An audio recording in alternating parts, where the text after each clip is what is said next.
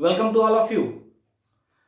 कई बार अब जब हम लोग मुगल पीरियड पढ़ते हैं या फिर हिस्ट्री पढ़ते हैं, मेडाइवल पीरियड, तो हम लोग ये पढ़ते चले जाते हैं अकबर, बाबर, हुमायूं या दिल्ली सल्तनत, लेकिन चीज़ों को रटने के बजाय समझने का प्रयास नहीं करते हैं। अब देखिए, एक चीज़ समझिए कि अगर मान लीजिए कि जो इस्लाम है, इस्लाम अगर इंडिया में आया, इंडिया क्या है पूरा एक हिंदू हिंदू कंट्री था शुरू से ही।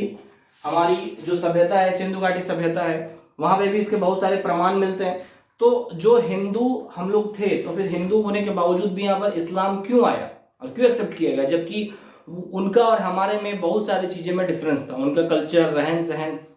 और इस बात को समझिए कि एक जब आप घरेलू एग्जाम्पल लेते हैं तो उसका एक सिंपल सा मतलब बनता है कि अगर आपके पास संपन्नता है, आप आर्थिक रूप से संपन्न हैं, आपके घर में सोने जेवरात पड़े हुए हैं, लेकिन वो घर कमजोर है। सपोज दैट है कि मेरा घर है और मेरे घर में 4 यंग लोग हैं, हम लोग मेरे टाइप के, और मेरा घर संपन्न है, तो मैं उसमें सिक्योरिटी कैमरा या फिर एक लेब्राडोर डॉग या फिर जर्मन शेफर्ड या फिर और भी ट्रेंड जो क्या बोलते हैं बॉडीगार्ड्स हैं, उनको मैं रख सकता हूं। लेकिन अगर मेरे पास संपत्ति है और मैं वीक हूं, समझ आए, थोड़ी देर के लिए मान लीजिए कि एक मेरे घर में सिर्फ एक महिला है और उसकी छोटी बच्ची है, तो जिसके पास पैसे की कमी होगी या जिसका स्वार्थ होगा, जो लालची होगा, जो मेहनत करके नहीं कमाना चाहता है, वो चाहेगा कि पहले प्यार से या फिर तलवार से इसको छीना जाए। तो सिंपल सा फॉर्मूला यही हुआ कि जो अरब कंट्री से इस्लाम आया इंडिया में, तो इंडिया का जो व्यापार है शुरू से ही अरब कंट्री से होता था, ओशियन के माध्यम से, ठीक है, सी रूट के माध्यम से, समुद्र के मार्ग से, ठीक है। तो यहां पे जो जब देखा गया, इन्होंने व्यापार किया, तो इन लोगों ने समझा इस बात को कि जितना भारत संपन्न है, यहाँ के लोग तो एकता का अभाव है, यहाँ के लोगों में अलग अलग छोटे छोटे राज्यों में, शुरू से ही भारत छोटे छोटे खंडों में बटा हुआ है, ठीक है। एक छोटा सा इलाका ऐसा पूछा कि मैं रांची से हूं, तो कोई रांची का राजा है, कोई हजारीबाग का राजा है, कोई दिल्ली का राजा है, कोई झांसी का है, कोई अवध का है, कोई त्रावणकोर का है, ठीक है, कोई तमिलनाडु का है, कोई केरला का है, कोई कन्याकुमारी का। तो अखंड भारत का जो है संकल्पना था नहीं, और किसी पे अटैक भी होता था तो यार उससे हो रहा है, मुझे क्या लेना देना, ठीक है। एक घर में से 4 भाई अगर अपने में ही लड़ रहे हैं, तो अब दूसरे को मौका मिल जाता है एंट्री लेने का। तो वही चीजें यहाँ पे हुई। अब देखिए, बात समझिए इस बात को, जब भारत कमजोर हुआ, ठीक है, तो उस समय जो हिंदू शासक है वो कमजोर हुए, तो इनको मौका मिला, और पूरी तैयारी के साथ जब आते थे, तो युद्ध में क्या होता है, युद्ध में बहुत सारी नीतियां होती है युद्ध लड़ने की। कई बार होता है कि अपने विशाल सेना से अगले को परास्त कर दिया जाए, जैसे कि भारतीय परंपरा में गज सेना और जगह देखने के लिए ना क्या बराबर मिलती, भारत में गज सेना रहती थी। तो गज सेना मतलब कि हाथियों की सेना, उनको बहुत स्पेशल ट्रेंड करके तैयार किया जाता था। उनके सूंड काफी लंबे लंबे होते थे, जिसको टस्क कहते हैं। तो समझ जाइए, एक तो बैल का सींग जो होता है अगर इतना बड़ा है, तो उससे ही किसी को लग जाए तो उसका हालत अंजर पंजर ढीला हो जाए।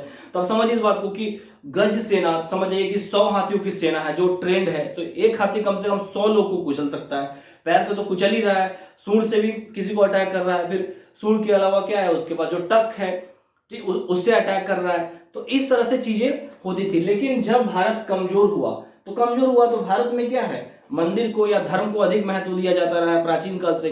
तो हम लोग अभी भी, आप देखिए, मंदिर के नाम पर अगर आप चंदा करने जाएं तो लोग अच्छा खासा चंदा दे देते हैं, समझ इस बात को। तो जब अच्छा खासा चंदा उनको मिल जाता है तो आप खड़ा कर सकते हो। तो प्राचीन काल में यह आस्था और अधिक थी। तो मंदिर ना संपन्नता का प्रतीक था। अभी भी कई सारे मंदिरों में अरबों करोड़ों रुपए के सोने पड़े हुए हैं, अरबों रुपए के, करोड़ों तो छोड़ दीजिए, अरबों रुपए के, और वो भी हाई क्वालिटी के गोल्ड, सिल्वर और चांदी, इस तरह की चीजें हैं। अभी मिलावट वाली नहीं है, 18 कैरेट या 20 कैरेट या 22 कैरेट, जो भी कैरेट होता है, मुझे एक्सपर्ट नहीं हूं मैं गोल्ड फील्ड में।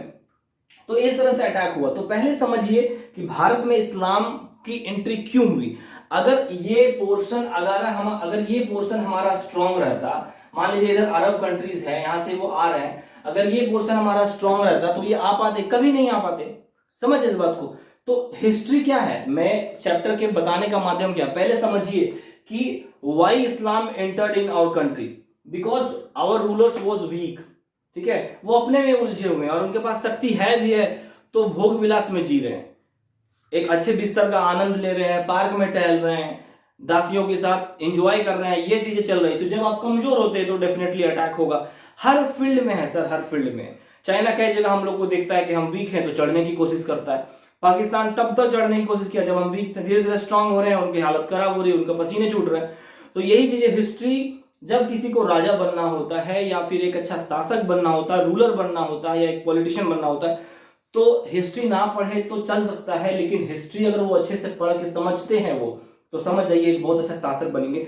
हिस्ट्री हमें यह सिखाता है कि जब जब आप कमजोर बनोगे आपको दबाया जाएगा, ये रियलिटी है। एग्जाम्पल है, आप रोड में चलिए, एक फॉर्च्यूनर गुजर रहा है और आप ऑल्टो है, ठीक है, फॉर्च्यूनर की रफ्तार अगर 100 है ना, तो ऑल्टो के जो ड्राइवर है नॉर्मली उनका कॉन्फिडेंस लूज होने लगता है।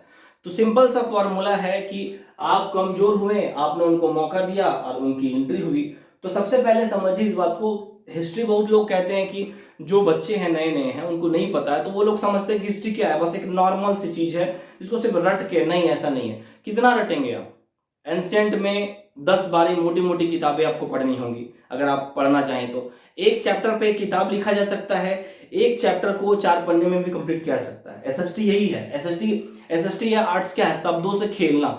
जब आप शब्दों से खेलना सीख जाते हैं ना, तो फिर आपकी वाणी में परिपक्वता आती है, आपके राइटिंग में मेच्योरिटी आती है, और वो दिखने लगती है कि लड़का या फिर जो लड़की है वो पारंगत हो गई है और इसके आंसर में एक चमक दिख रही है या इसके भाषा शैली में एक चमक दिख रही है। क्योंकि जो आप सिर्फ किसी नए बच्चों को कहाँ से कमल सिखा रहे हैं, वो बच्चा एक अच्छा स्पीच कैसे दे पाएगा? तो इसी तरह समझिए कि इतिहास हमें बहुत चीजें सिखाता है। बहुत लोग कह देते हैं कि हिस्ट्री पढ़ना बकवास है। हिस्ट्री पढ़ना बकवास, ठीक है, तो इतने जो हिस्टोरियंस हैं, गवर्नमेंट है, ठीक है, अलग अलग कंट्रीज में लोग हिस्ट्री पढ़ा रहे हैं, वो सब लोग मूर्ख हैं। कुछ लोग कहते हैं, मैं सबकी बात नहीं कह रहा हूं।